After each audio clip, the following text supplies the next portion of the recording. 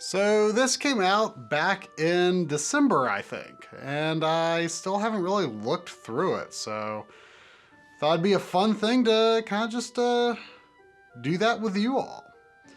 The cover is kind of interesting because it's got all of the main heroes for the first 11 main series Dragon Quest games, but they're all drawn in kind of a consistent style, which is, you know, particularly interesting, I guess mostly for the Dragon Quest VIII hero, because he, normally his proportions would be a little more realistic, whereas a lot of these other characters,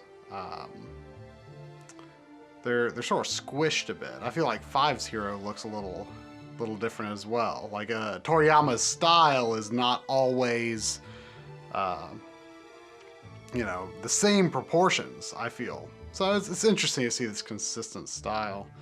So I think that's 10 and that's 9, which are kind of generic characters. You know, you aren't necessarily those characters, whereas the others are the main heroes that you would normally be anyway. Although with 4 you have a choice of a female protagonist as well. All right. Oh, there's I guess that's kind of a poster of sorts. More of a timeline here.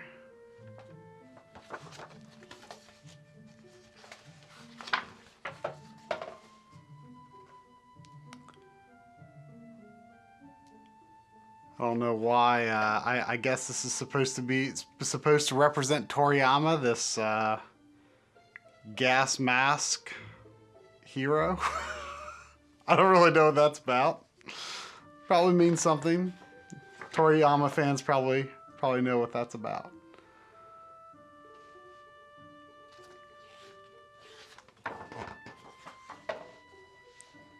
So this is Dragon Quest 1. I always liked the artwork that's on the Famicom cartridge. Package art, 1986. Then, let's see, this says 25th anniversary book, 2011. So I guess maybe this was an original illustration for that. Pretty vicious looking Draki there. Really see the teeth going back in his mouth.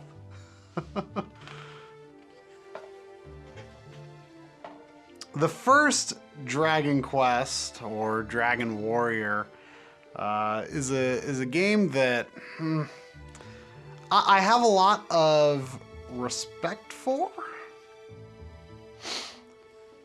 but it's basically grinding the video game. I have a lot of respect for what the first game did in a lot of ways, but you know, it's basically just, you know, getting enough money to buy the equipment you want and move on to the next town, find out what you want there, get enough money to buy it, and you just go on and on and on until, you know, you beat the game.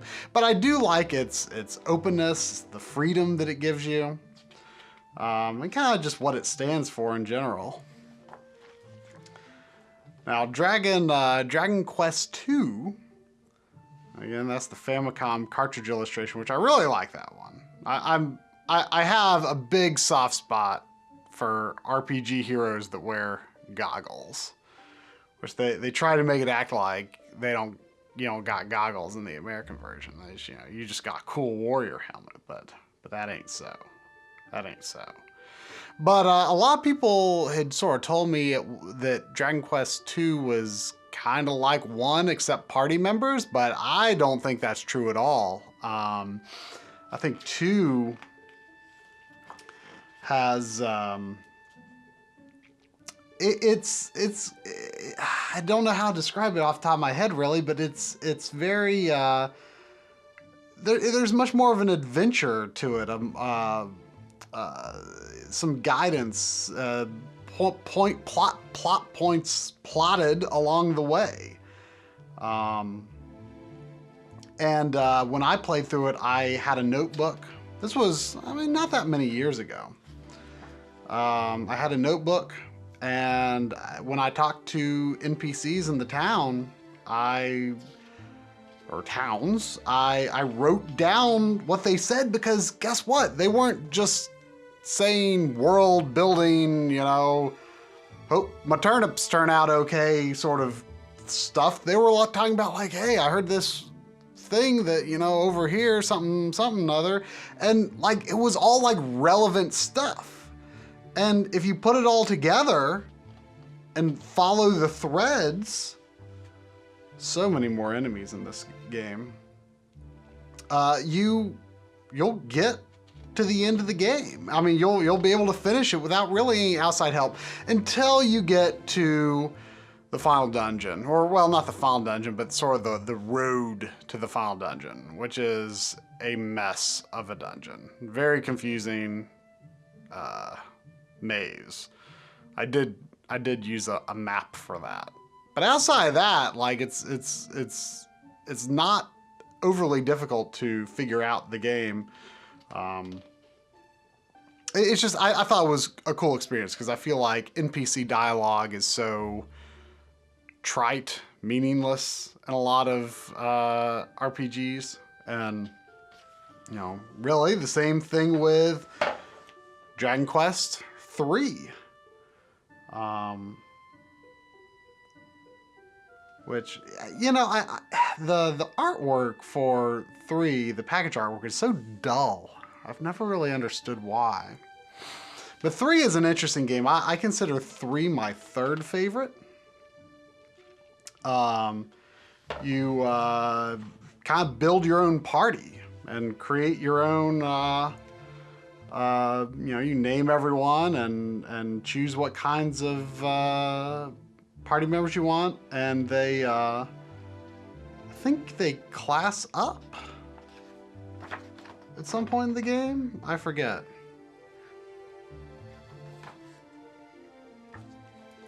That's the artwork for the Super Famicom remake, which I've not played yet. But 3 is very, very good. I mean, these are all relatively simple, straightforward games.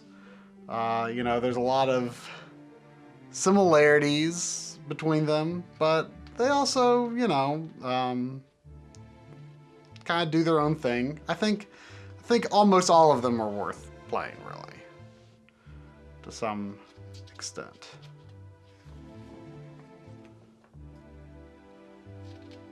You know, there's nothing wrong with an RPG that's just like, I'm going to be just a good straightforward RPG. So this is moving into what you would call the I don't know how you say it, Zenithia trilogy, which is 4 on the NES Famicom and 5 and 6 on the Super Famicom. Whereas this, I don't know if it really has a trilogy name, but the first 3 games like sort of followed different generations in the story of Erdrick, the legend of Erdrick, I guess. And these games sort of have they aren't really all that related, but they do have this castle in the sky called Zenithia that appears in all 3 of these games. So this game, this is the Famicom package art. You do have a choice of a male hero and a female hero. So that's the female hero. Which, if I remember, I don't know if there's a visual difference at all in the NES version. Although I think in 3 there definitely is no difference. You do have a choice in 3 as well, but there's no. I think they look exactly the same. I could be wrong though. 4 is, I consider 4, I've not finished the NES version of 4, but I played the DS version. And I consider it my, consider it my second favorite. It's a very cool game. You start off playing as sort of these individual characters. You start off just as this guy, or this guy, and her, or these 2 sisters, and this merchant, like individually, like or paired in groups. And then you finally start playing as the hero and you bring them all together. And that was when I thought the game started a little slow when you were just playing these individual chapters, but when it all comes together, it's so good. It's so good. And the final boss is easily the coolest in the series. One of the coolest main villains in Dragon Quest, I think. Or really in all of RPGs.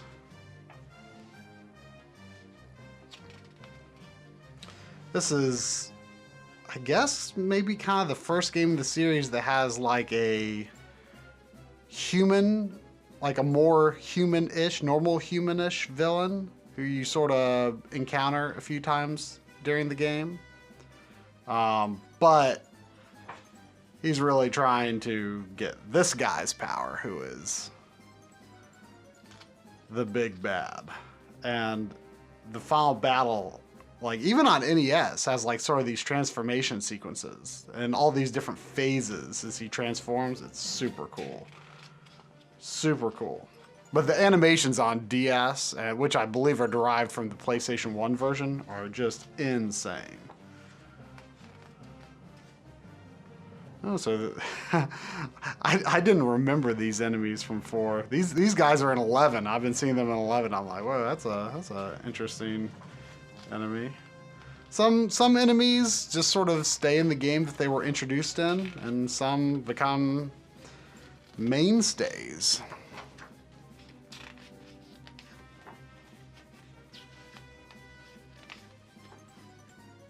Oh gosh, these two guys, they are so stupid. Chow Mein and Fu Young, they're like a chicken and an egg. And I believe they were introduced, I don't think they're in the original version. I think they're like added post-game content for the PlayStation version, which is also in the DS version. And you have to fight them a bunch of times, and I just felt like they didn't fit in. I don't really like when RPGs add post-game content, you know, for extra value in a re-released version. I don't know. I just feel like it never really fits in. So then here's Dragon Quest V. This is a popular pick for #1, and conceptually and thematically, I love 5. Now again, I've played the DS version. I've not played through the Famicom version. You start off as a young boy, and you grow up. You eventually choose a wife and have a family, and you know, years and years and years pass over the course of this game. I love the idea of how much of the hero's life that it follows.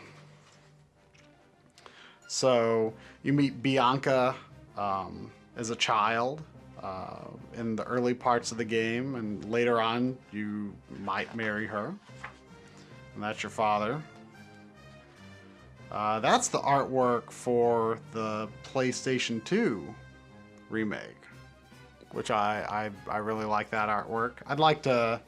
That's an interesting looking version. It has an interesting look to it. That's Nera. She's another character you can marry.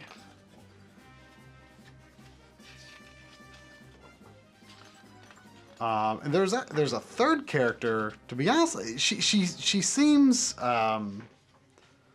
almost like an addition. I actually don't know. I mean, I haven't seen her in here yet, so maybe she's not in the original version. She is definitely the other choice. The interest. She's like a thief or something. She's very. I mean, she's an interesting character. I was surprised that she was one of the choices. But these weird things are also in 11. But 5, I mean, it's very good, but I didn't like it overall as much as I had hoped. Yeah, I don't think that third bride is in here, so that's interesting. That's very interesting. Because yeah, here we are on to 6, which 6 is definitely lower tier for me. I just barely remember any of the characters. I guess this is the artwork for the DS remake. It's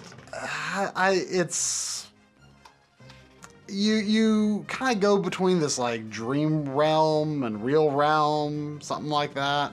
I just don't remember the game very well at all.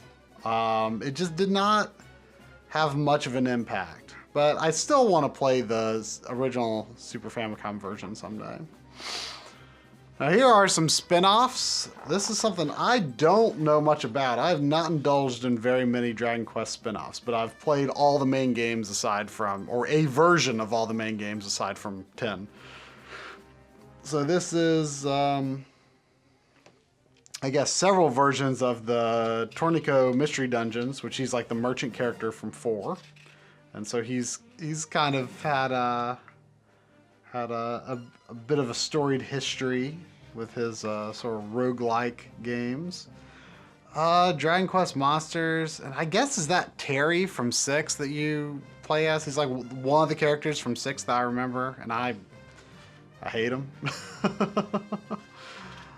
So I guess he may have appeared in a lot of, yes, is Terry no Wonderland, I guess, maybe. So I guess that's probably why he's in like a lot of the Dragon Quest Heroes games and Itadaki Street and stuff like that. I guess because he got established through a lot of those spin-offs. I don't like him very much, though. I think he's not a great character. So then 7, I guess they dedicate this section to 7 because it kind of stands on its own. They sort of stopped the trilogy concept, to my knowledge anyway. I mean, it could be possible they've been planting threads of a trilogy in the current games that I haven't caught yet. I'm still working on the post game of 11. I've heard there are implications at the end of the story, the post game story in 11. I don't know what that means, but 7 is a long game. I like the idea of 7. You kind of start off on this island that's like the only island in the world. And it's just a simple, boring life there. And you and your friend Kiefer sort of stumble across this shrine where all these different parts of the world have been sort of sealed away. And you go back into the past and stop each of these islands and towns from disappearing, and then they appear in the present time as if they'd just always been there. And so you go to the past version, then you go to the present version, and they're basically the same, even though I think it's like hundreds or thousands of years later. So it's a lot of revisiting. A lot of backtracking, and there's so many towns. It's just so long that I just like lost track of what all the different towns were, and it's just like, I don't care about your monster problems anymore, people. It's just too long. If it was like half the length, it would probably be pretty good, but it's too long. I understand the remake is much better. It's not as difficult to find like all the shards that you need to unlock the different areas, but I'm still kind of reluctant. I wish it was on Switch instead of 3DS. I'd probably play it. And here's more spin-offs. Kenshin Dragon Quest. Is that the plug and play sword game, maybe? Rocket Slime. There's a lot of these Rocket Slime games, I think, like 3 or 4 maybe. I played the DS one. I don't have it anymore. I should get it again. It was a very easy but fun game. I don't know why I got rid of it. Oh, what's this 3DS? Mori Dragon Quest? Is it another Rocket Slime game that didn't come out here? That's a shame. Then we got 8. 8 is my favorite by pretty wide margin. I had played a little bit of Dragon Warrior 1 on NES. I almost started 8, and I'm glad I didn't, because the first and 7th games, those were the only ones I actually had at the time, and I hadn't really put any time into them, and I kind of wonder if I would have gotten into the series as much as I did if I played those first, because I think they're the weakest entries. And so I ended up, it was 8 that I finally really put big time into. And it is so good. The characters are so charming. The music is fantastic. The story is just a lot of fun. Yangus is my favorite Dragon Quest character. He is hilarious. Hilarious.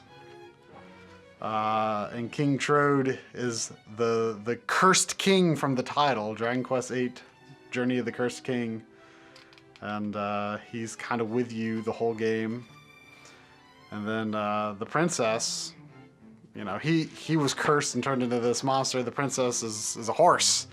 And so you've got a horse and a carriage in a lot of the other Dragon Quest games.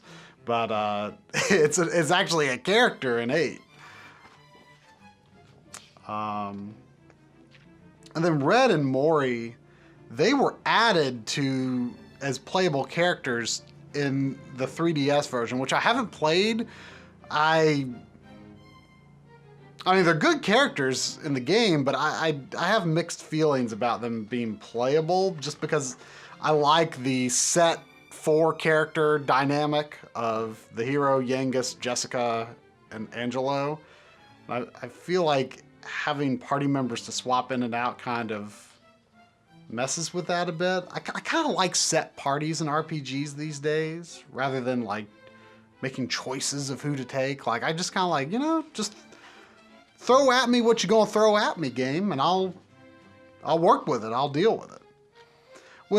With 8, they finally started getting a lot more fresh with the character designs. They, you know, like these guys with the helmets, they are in like every town in every Dragon Quest game forever.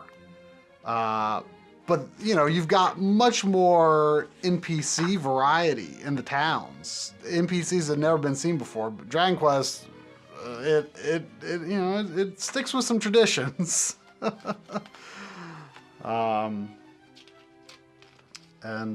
it was nice to see greater variety to the characters.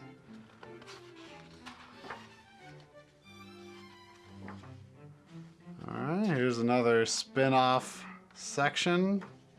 Again, I don't think we got a lot of these. I just don't know much about the Dragon Quest Monsters series and stuff like that.